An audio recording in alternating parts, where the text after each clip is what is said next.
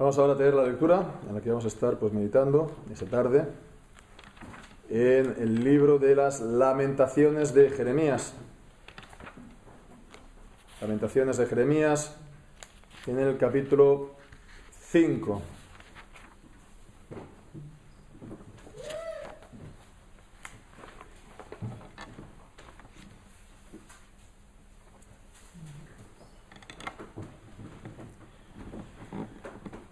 Dice así la palabra del Señor: Acuérdate, oh Jehová, de lo que nos ha sucedido.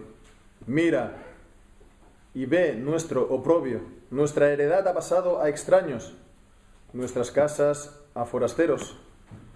Huérfanos somos sin padre, nuestras madres son como viudas. Nuestra agua bebemos por dinero, compramos nuestra leña por precio. Padecemos persecución sobre nosotros. Nos fatigamos y no hay para nosotros reposo. Al egipcio y al asirio extendimos la mano para saciarnos de pan. Nuestros padres pecaron y han muerto, y nosotros llevamos su castigo. Siervos se enseñorearon de nosotros. No hubo quien nos librase de su mano. Con peligro de nuestras vidas traíamos nuestro pan ante la espada del desierto. Nuestra piel se ennegreció como un horno a causa del ardor del hambre. Violaron a las mujeres en Sión, a las vírgenes en las ciudades de Judá. A los príncipes colgaron de las manos, no respetaron el rostro de los viejos. Llevaron a los jóvenes a moler y a los muchachos desfallecieron bajo el peso de la leña. Los ancianos no se ven más en la puerta. Los jóvenes dejaron sus canciones. Cesó el gozo de nuestro corazón, nuestra danza se cambió en luto.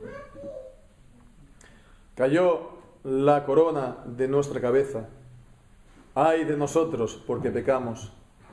Por esto fue entristecido nuestro corazón. Por esto se entenebrecieron nuestros ojos. Por el monte de Sión que está asolado. Zorras andan por él. Mas tú, Jehová, permanecerás para siempre. Tu trono de generación en generación. ¿Por qué te olvidas completamente de nosotros y nos abandonas tan largo tiempo? Vuélvenos, oh Jehová, a ti y nos volveremos. Renueva nuestros días como al principio, porque nos has desechado. Te has airado contra nosotros en gran manera. Amén. El Señor bendiga su santa palabra. Pues hemos leído ya este capítulo final del libro de Lamentaciones. Hemos estado viéndolo semana tras semana.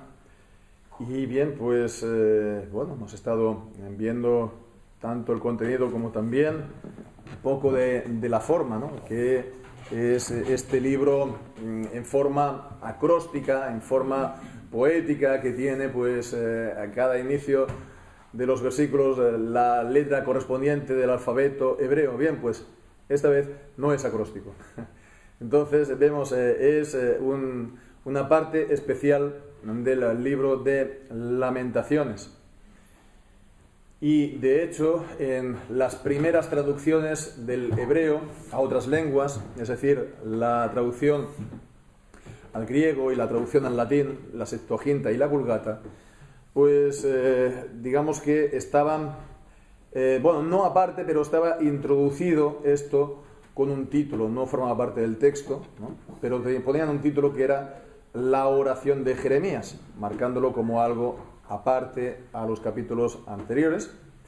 Y también hay que decir que, aunque es igualmente en hebreo también poesía, la métrica es distinta a los poemas anteriores. Pero bueno, en todo caso vemos que también tiene 22 versículos como los anteriores, ¿no? En este caso. Y bien, en este también, en cuanto a la temática, evidentemente, sigue siendo parecida, la misma. Lo que decíamos entonces, ¿no? Aquí encontramos la oración final de Jeremías, que podemos decir que no solamente concluye este libro de Lamentaciones, sino también pone fin, se puede decir, ¿no? Concluye también al libro de Jeremías, que también lo estuvimos viendo pues, en su día, ¿no? Hará meses. Así pues, esta oración final al Señor, que, bueno, de entrada, pues no se asegura el resultado, no se toma la respuesta del Señor como algo por descontado o seguro, pero que, bueno, de todas maneras vemos que también es importante para nuestra fe y nos puede dar también una gran enseñanza. Nosotros, en general, y también cuando nos podamos encontrar en distintas circunstancias en la vida, que nos lleve a orar al Señor de manera parecida, como personas o como también congregación, puesto que, recordemos, siempre la perspectiva de Lamentaciones, sobre todo, principalmente, es una perspectiva, por así decirlo, comunitaria, de grupo, es la lamentación del pueblo del Señor, por el juicio, la disciplina que recibió de mano de Dios. Bien, pues vamos a considerarlo, como siempre, pues siguiendo el texto, y podemos ver los primeros versículos, digamos, hasta el versículo 13, es una descripción del mal que les ha sobrevenido. En cierto modo, pues no es novedad, se está repitiendo pues ideas que nos hemos encontrado, pero vemos que también, ya veremos, la perspectiva cambia un poco. En el versículo 1 pues al 3 nos encontramos que sobre todo está introducido por esta palabra: acuérdate, oh Jehová, de lo que nos ha sucedido. Está llamando a Dios, está invocando el nombre de Dios para que Dios se acuerde de ellos. Y no solamente de ellos, de lo que les ha sucedido, del mal que han recibido, ¿no? Del mal que han recibido, de mano de los enemigos, de mano de los extranjeros. Dice, mira y ve nuestro oprobio, la vergüenza, la terrible deshonra que nos ha venido como pueblo por esta invasión. Nuestra heredad, nuestras tierras, ha pasado a los extraños, nuestras casas a forasteros, y bueno, somos como huérfanos sin padre, y nuestras madres son como viudas. Se encuentran, por lo tanto, desamparados en la vida, ya no solamente en un nivel humano, se encuentran como huérfanos del Señor. Y en el versículo 4 y 5 nos está hablando de la dureza con la que fueron tratados por los enemigos. La dureza, ¿no? Cuando hay guerras, ¿no? El vencedor pues no trata pues de manera amistosa o clemente incluso a los vencidos, ¿no? La mejor manera de evitar este tipo de cosas para un país, una nación, es nunca comenzar una guerra, o nunca meterse, o nunca verse inmerso en ninguna guerra, porque cuando comienzas una guerra no puedes reclamar derechos, no tienes derechos, lo has perdido. Entonces, esto es lo que ha ocurrido en la historia, lo que le ocurrió también a Israel, porque vemos que a causa de esta derrota, sus enemigos le vendían el agua de sus fuentes, la leña de sus bosques para calentarse, y vemos que se encontraban, dice, pues fatigados, extenuados, y no había para ellos reposo. Todo esto pues se agrava al pensar pues que todo esto les vino por sus errores, ¿no? De cálculo, se puede decir, versículos 6 y 7. Dice, al egipcio y al asirio extendimos la mano para saciarnos de pan. Ellos buscaron alianzas en los hombres, se apoyaron no en el Señor, se apoyaron en los hombres, y ese apoyo en el faraón, el apoyo en los asirios, que fue como una caña cascada que le atravesó la mano, porque no tienen poder para salvar, son hombres, ¿no? Son carne, y no son Dios. Ellos buscaron la ayuda que les podían dar los hombres en vez de buscarla de Dios. Así pues, vemos, nuestros padres pecaron, versículo 7, han muerto, nosotros llevamos su castigo. No solamente, pues, vemos aquí, está diciendo que están, pues, recibiendo la consecuencia, sino más aún, vemos aquí ellos todavía están llevando el pecado de ellos. Dios está todavía, como dice el texto del Decálogo, visitando la maldad de los padres sobre los hijos hasta la tercera y hasta la cuarta generación. No solamente consecuencias de manera impersonal. Dios, pues, está visitando el mal de generación en generación. Y bueno, pues esto lo hace Dios porque lo puede hacer como soberano y no es tampoco injusto el que lo haga, porque bueno, pues los padres y los hijos pues forman también ante él una entidad, ¿no? Una unidad, ¿no? Hasta que los hijos pues puedan también tomar sus propias decisiones en la vida y salirse, por ejemplo, del mal camino de los padres, ¿no? Llegado el caso, entonces ellos cortan con el camino de los padres, pero si no, siguen en sus caminos y también, llegado el caso, pues se pueden recibir de sus castigos y juicios, como también de sus bendiciones, ¿no? Es la razón por la cual también bautizamos a los hijos, ¿verdad? De que los hijos son santos por la fe de los padres, ¿no? Como veíamos hace unas cuantas semanas. Y esto no es una cosa tan extraña, pensemos, ¿no? Las asociaciones, agrupaciones, incluso iglesias, ante el Estado, tienen una entidad, una personalidad legal, ¿no?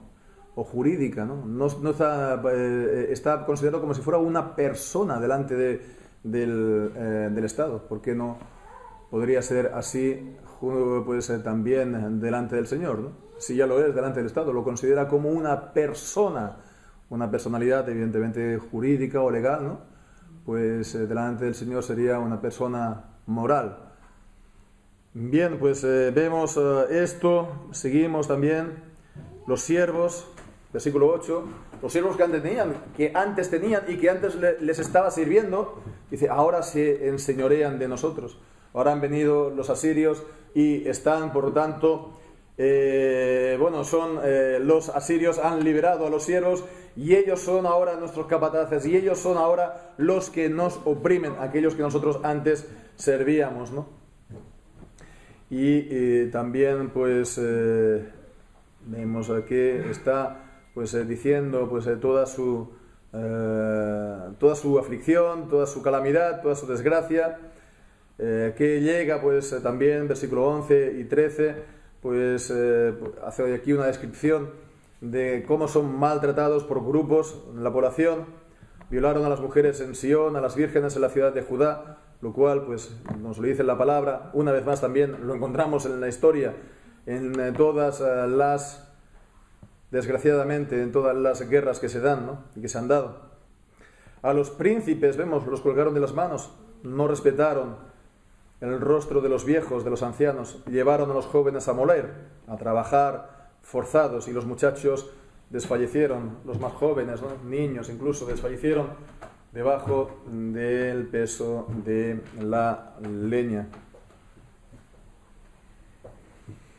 Entonces vemos que hubo esta destrucción de todo lo que era la sociedad, de todo lo que era el orden social, desde los príncipes que colgaron de las manos, los viejos, los ancianos, que son los que eran sabios, consejeros, gobernantes, los jóvenes, las mujeres, etc. Se destruyó toda la nación.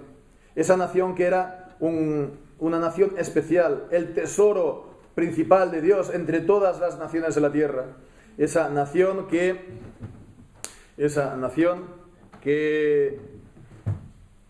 era una teocracia, que Dios reinaba sobre, Jehová reinaba sobre el pueblo, a través, sobre todo, de estos tres principales ministerios, el rey, el profeta y el sacerdote, que tenían que guardar y hacer guardar también la palabra del Señor, la ley dada al pueblo por medio de Moisés.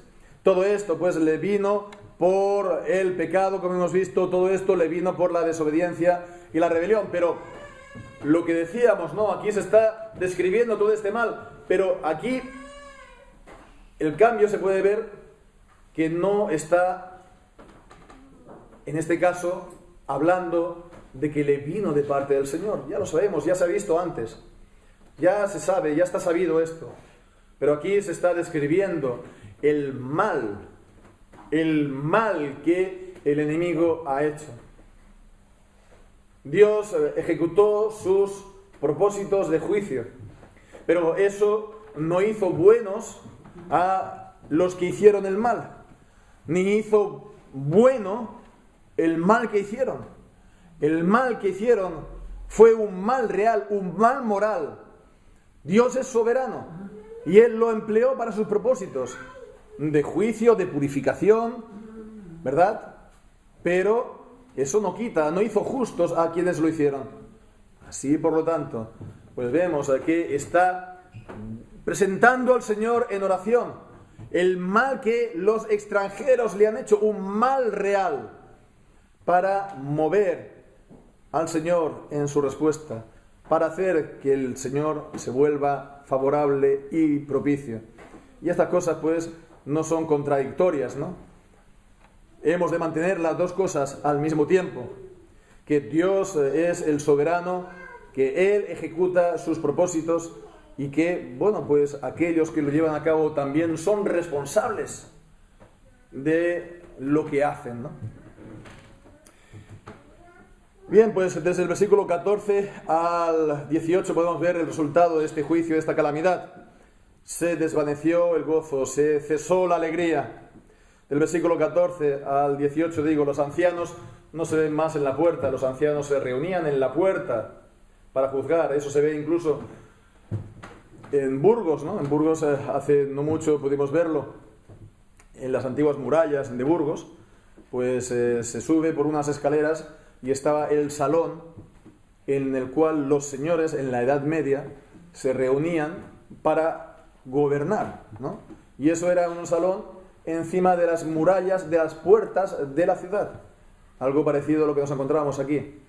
Las puertas de la ciudad era, por lo tanto, el lugar en el que los ancianos, en el que los líderes del pueblo se reunían y, pues,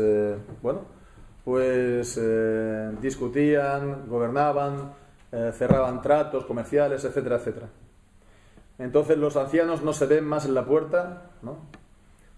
Los jóvenes dejaron sus canciones, cesó el gozo de nuestro corazón, nuestra danza. Antiguamente las viejas versiones eran nuestros corros, ¿no? Corros de las mujeres danzando en corro. Cambió en luto, cayó la corona de nuestra cabeza. Ay de nosotros porque pecamos. Así, por lo tanto, vemos que se está reconociendo la causa, es el pecado. Todo esto nos ha venido porque pecamos contra el Señor. El Señor, pues, ha enviado todo esto a causa de nuestros pecados. Si nosotros hubiéramos sido fieles al Señor y hubiéramos obedecido la voz del Señor que nos habló por medio de los profetas, no nos hubiera esto llegado. Y versículo 17, una vez más, también está hablando del sentimiento de desolación del pueblo. Por esto fue entristecido nuestro corazón y se entenebrecieron nuestros ojos. Pero ya al final, pues, de este capítulo cambia, volviéndose al Señor, y esta es aquí, pues, la oración de Jeremías.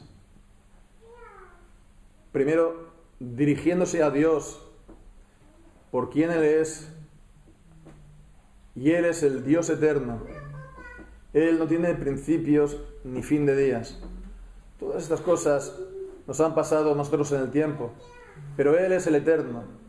Y como Él es el eterno, Él es inmutable. Y como Él es inmutable, las promesas que Él da en su palabra, Él las mantiene y las guarda. Y vemos pues que aquí Jeremías se está dirigiendo acerca de la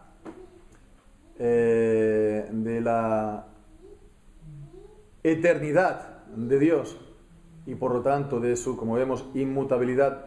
Mas tú Pero tú, Jehová, Jehová, el Dios eterno, es el nombre del pacto, pero también significa el eterno, el que serás, el que eres, el que has sido, el eterno.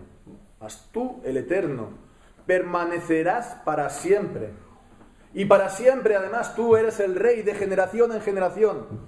Nadie hay, ni nada hay por encima de ti. Porque de ti, por ti y para ti, como hemos visto esta mañana, son todas las cosas. Por lo tanto, ahora se dirige: ¿por qué te olvidas completamente de nosotros y nos abandonas tan largo tiempo? ¿Por qué? Veíamos el primer versículo: acuérdate, Jehová, de nosotros, de los que nos han sucedido. Y aquí dice: ¿por qué te olvidas? ¿Por qué te olvidas? Acuérdate de nosotros, no nos abandones y vuélvenos, versículo 21, a ti. Restáuranos, oh Señor. Haznos, oh Señor, volver al tiempo en el cual nosotros estábamos a la luz de tu rostro y teníamos, pues, tu presencia que nos hacía bien. Tu presencia por la cual estábamos seguros y teníamos descanso de nuestros enemigos alrededor. Tu presencia por la cual, si venían pues los enemigos por un camino, salían de delante de nosotros por 7 caminos. Y un grupo de nosotros íbamos a perseguir a 100, sino a 1000. Vuélvete, Señor, a nosotros, para que vuélvenos a nosotros a ti, para que tú también te vuelvas a nosotros. Vuelve nuestros corazones en fidelidad a ti. Enséñanos, por lo tanto, Señor, tu santa palabra. Enséñanos que tú nos hablas con ella, con tu autoridad, que no necesita, por lo tanto, los añadidos de los hombres, que no necesita, por lo tanto, que los hombres le confieran autoridad, porque es tu palabra soberana. Tú que tienes el trono tuyo de generación en generación, has hablado y tu palabra permanece para siempre. Renueva nuestros días como al principio, porque nos has desechado y te has airado con nosotros en gran manera. Y aquí acaba, estas son las palabras, y nos puede decir: bueno, no está esto pues claro. Parece pues que no es seguro. Parece, por lo tanto, que no hay pues esperanza segura para el pueblo. Es tal vez una lotería, que el Señor le responda o no. Sin embargo, el pueblo, Jeremías, ha hecho lo que tenía que hacer. Se ha humillado ante la presencia del Señor y ha invocado su nombre. Y dice Santiago en el capítulo 4 y versículo 10: humillaos delante del Señor y Él os ensalzará. Humillaos delante del Señor y Él os ensalzará. Y pues todo este recorrido que hemos visto en el libro de Lamentaciones pues puede servir, aunque solamente sea para esto, ya es mucho. Enseñarnos a humillarnos delante del Señor, a reconocer que las cosas que nos vienen, Él tiene el control y que Él es justo y tiene un propósito justo en todas ellas. Reconocer que es por nuestros pecados, que es para nuestra disciplina, que es para nuestra corrección, y orar a Él, invocándole a Él. Vuélvenos al Señor, restáuranos, Señor, vuélvenos al principio, como cuando andábamos a la luz de tu rostro. Humillaos delante del Señor y Él os ensalzará. Lo mismo para la salvación. El que invoque el nombre del Señor será salvo. Lo mismo para el creyente. Invócame en el día de la angustia. Yo te libraré y tú me honrarás. Invócame, nos dice el Señor. Invoca el nombre del Señor en tus distintas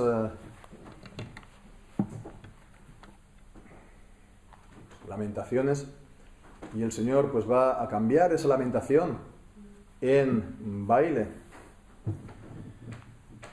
Hará lo contrario de lo que dice el versículo 15: cesó el gozo de nuestro corazón. Nuestra danza cambió en luto. Nuestra danza cambió en lamentación. Y es lo contrario de lo que hace el Señor cuando invocamos el nombre del Señor y Él nos responde. Él cambia nuestra lamentación en baile, en danza. Como dice el Salmo 30, cambiaste mi lamentación en baile de celebración, ¿no? En el Salmo, en la versión para cantar, ¿verdad? Bien, pues vamos a entonces a dar gracias al Señor, pues, por su santa palabra. Amén, y vamos a cantar este salmo, el Salmo 30.